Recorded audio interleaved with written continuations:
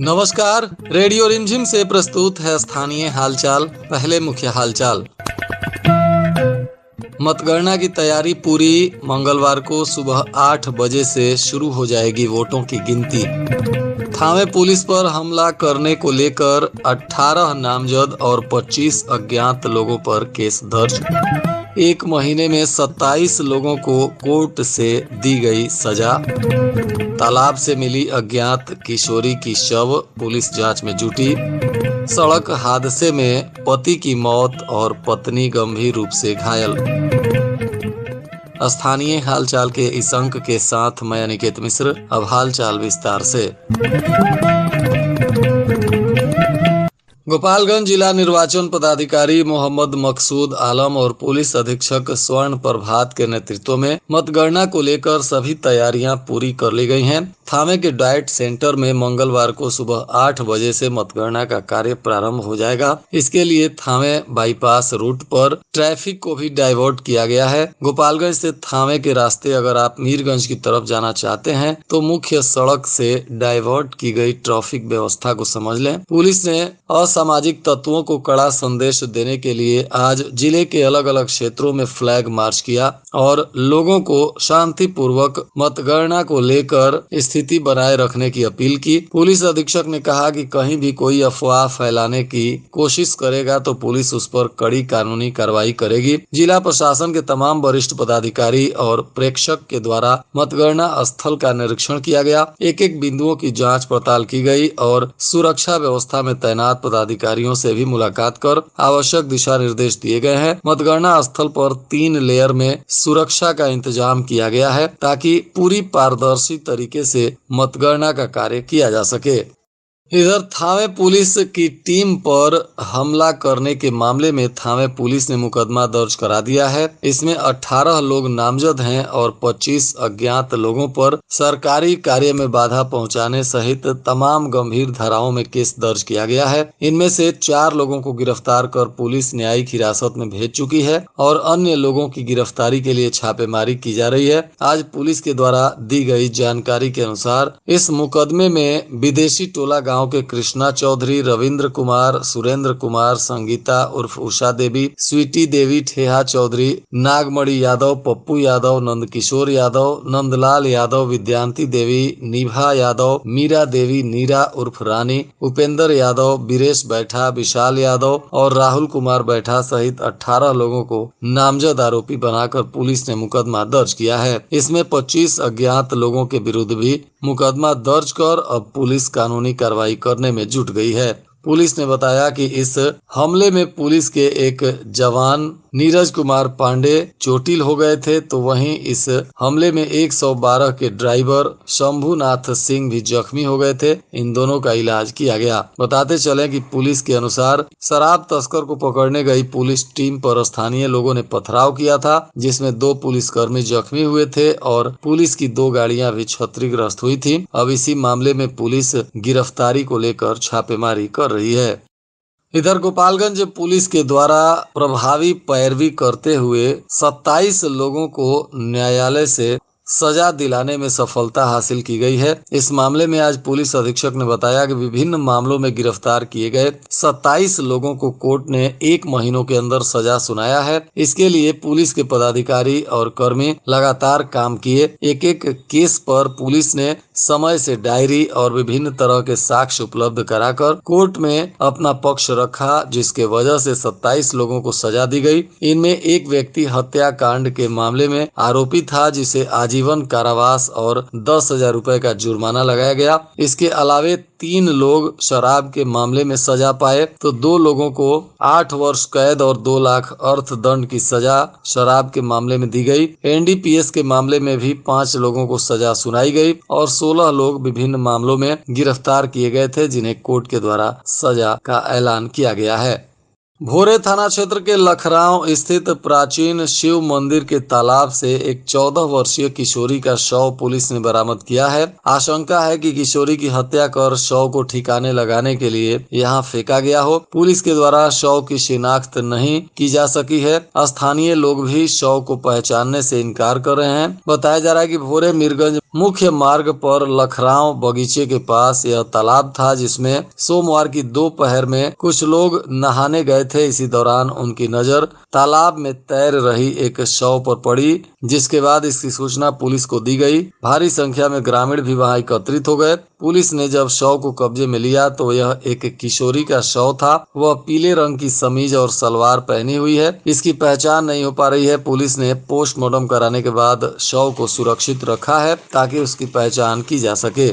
माझागढ़ थाना क्षेत्र के भड़कुइया के पास एक भीषण सड़क हादसा हो गया, जिसमें एक व्यक्ति की मौत हो गई और एक महिला गंभीर रूप से घायल है। बताया जा रहा है कि ये दोनों लोग पति पत्नी थे और यह मोटरसाइकिल से आ रहे थे। इसी दौरान इनकी मोटरसाइकिल अनियंत्रित होकर पलट गई, जिसमें दोनों लोग चलती हुई गाड़ी से गिर गए और इसमें एक व्यक्ति की मौत हो गई और उनकी पत्नी गंभीर रूप से घायल हो गई। मृतक नगर थाना क्षेत्र के भितभैरवा गाँव के रहने वाले मदन शाह के 50 वर्षीय पुत्र राजेश शाह बताए जा रहे हैं। प्राप्त जानकारी अनुसार ये अपनी पत्नी के साथ मोटरसाइकिल से सिवान के गोरिया कोठी से अपने घर आ रहे थे। जैसे ही माझागढ़ के भड़कुइया के पास पहुंचे कि इनकी गाड़ी अनियंत्रित होकर पलट गई, जिसमें राजेश शाह की मौत हो गई और इनकी पत्नी गंभीर रूप से घायल है। इनका इलाज चल रहा है। पुलिस ने शव का पोस्टमार्टम कराने के बाद परिजनों को सौंप दिया है। घटना के बाद से परिजनों में चीख पुकार मचा हुआ है।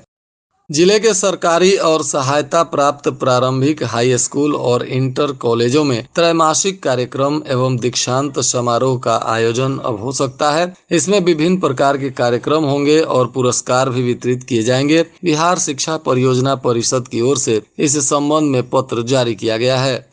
कुचायकोट पुलिस ने बलथरी चेक पोस्ट पर वाहन जांच करते हुए 316 पीस टेट्रा पैक शराब जब्त की है। इसमें 2 लोगों को पुलिस ने गिरफ्तार किया है। गिरफ्तार आरोपी पूर्वी चंपारण के कोटवा निवासी शिव मंगल यादव और इसी क्षेत्र के केसरिया जागीर निवासी दीपू कुमार हैं, जिन्हें पुलिस ने पूछताछ के बाद न्यायिक हिरासत में भेज दिया।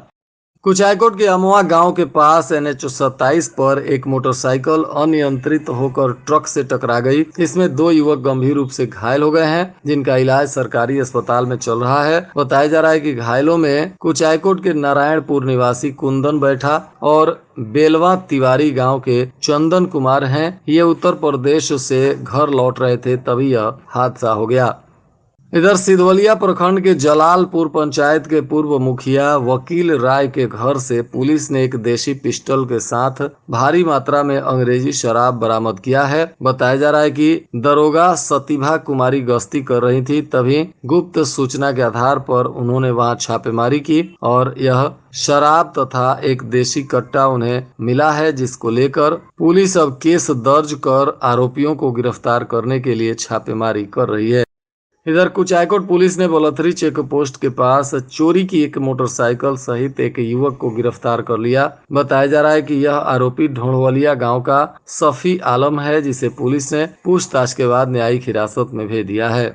कटिया थाना क्षेत्र के इनर पट्टी से भी संदिग्ध स्थिति में एक युवक का शव पुलिस ने बरामद किया है। इस शव को जब्त करने के बाद पुलिस इसकी पहचान कर आवश्यक कार्रवाई में जुटी हुई है। विजयपुर थाना क्षेत्र के चैनपुर गांव की एक विवाहिता को शादी के 5 साल बाद बोलेरो की मांग कर रहे ससुराल वालों ने अब घर से बाहर निकाल दिया है। पीड़ित विवाहिता ने पति सत्येंद्र यादव, ससुर जोहान चौधरी, शैलेश यादव सहित कई लोगों पर अब केस दर्ज कराई है। विजयपुर की पुलिस मामले की तफ्तीश कर रही है। इधर भोरे में एक युवक को पुलिस ने गिरफ्तार किया है, जो कट्टे के साथ रील बनाकर सोशल मीडिया पर दहशत फैलाने का काम कर रहा था। यह नाबालिग बताया जा रहा है। पुलिस ने इसे गिरफ्तार कर आवश्यक अनुसंधान शुरू कर दिया है। विजयपुर के मथौली गांव में छत पर बच्चे को सुला रही एक महिला को उसके ही भसुर ने छेड़छाड़ किया। शोर सुनकर बचाने आई जेठानी के साथ मारपीट की गई। अब इस मामले में घायल महिला काजल भारती ने अपने भसुर राकेश राम और रंजीत राम के विरुद्ध छेड़खानी की प्राथमिकी दर्ज कराई है। पुलिस छानबीन कर रही है। बैकुंठपुर के सोनवलिया गांव के पास हुई सड़क दुर्घटना में एक युवक गंभीर रूप से घायल हो गया, जिसका नाम अंकित कुमार है। इसका इलाज सरकारी अस्पताल में चल रहा है। वहीं बैकुंठपुर थाना क्षेत्र के हमीदपुर गांव में आपसी विवाद को लेकर मारपीट हो गई। इसमें 4 लोग घायल हो गए। घायलों में अजय राय, उत्तम कुमार, प्रतिमा कुमारी एवं लालसा देवी का इलाज सरकारी अस्पताल में चल रहा है। पुलिस मामले की तफ्तीश कर रही है। इधर विजयपुर थाना क्षेत्र के बड़हरा गांव में अपने घर पर अकेली बैठी एक महिला को देखकर उसी गांव के एक युवक ने उसके घर में घुसकर गर्दन पर चाकू सटा दिया और इज्जत लूटने का प्रयास करने लगा। महिला अपनी इज्जत बचाने के लिए शोर मचाई तो युवक उसका कपड़ा भी फाड़ दिया। बताया जा रहा है कि गांव के लोग एकत्रित हो गए और तब तक युवक वहां से भाग निकला था। अब महिला की शिकायत पर पुलिस ने मामले की जांच पड़ताल शुरू कर दी है। इधर भोरे पुलिस ने हुसेपुर चौराहे से चोरी की मोटरसाइकिल के साथ एक युवक को गिरफ्तार कर लिया, जबकि इसका साथी पुलिस को चकमा देकर फरार हो गया। बताया जा रहा है कि पुलिस वाहन की जांच कर रही थी। 2 लोग मोटरसाइकिल से आ रहे थे। जब पुलिस ने रुकने का इशारा किया तो दोनों युवक मोटरसाइकिल छोड़कर भागने लगे, जिसमें पुलिस ने घेराबंदी कर एक युवक को गिरफ्तार कर लिया और दूसरा फरार हो गया है। गिरफ्तार आरोपी हुसेपुर गाँव का साबिर अली है और फरार आरोपी प्रदीप चौहान बताया जा रहा है। इधर विजयपुर थाना क्षेत्र के गंगा छापर गांव में एक युवक को रोजगार देने के नाम पर उसके पिता से लाखों रुपए एवं 2 कट्ठा जमीन की रजिस्ट्री कराने की बात सामने आई है। बताया जा रहा है कि 2 सालों तक रोजगार के नाम पर उसे बहलाया फुसलाया गया। पीड़ित व्यक्ति रामचंद्र सिंह ने अपने पड़ोसी संतोष राय, सुनीता राय, रिया राय और रीचा राय पर इस मामले में प्राथमिकी दर्ज कराई है। पुलिस अब मामले की जाँच पड़ताल कर रही है। और आज के मौसम का तापमान गोपालगंज में न्यूनतम 28 डिग्री सेल्सियस और अधिकतम 42 डिग्री सेल्सियस रहने की संभावना है। अंत में मुख्य हालचाल एक बार फिर। मतगणना की तैयारी पूरी। मंगलवार को सुबह 8 बजे से शुरू हो जाएगी वोटों की गिनती। थावे पुलिस पर हमला करने को लेकर 18 नामजद और 25 अज्ञात लोगों पर केस दर्ज। 1 महीने में 27 लोगों को कोर्ट से दी गई सजा। तालाब से मिली अज्ञात किशोरी की शव, पुलिस जांच में जुटी। सड़क हादसे में पति की मौत और पत्नी गंभीर रूप से घायल। इसके साथ ही रेडियो रिमझिम से प्रसारित स्थानीय हालचाल का यह अंक समाप्त हुआ। नमस्कार।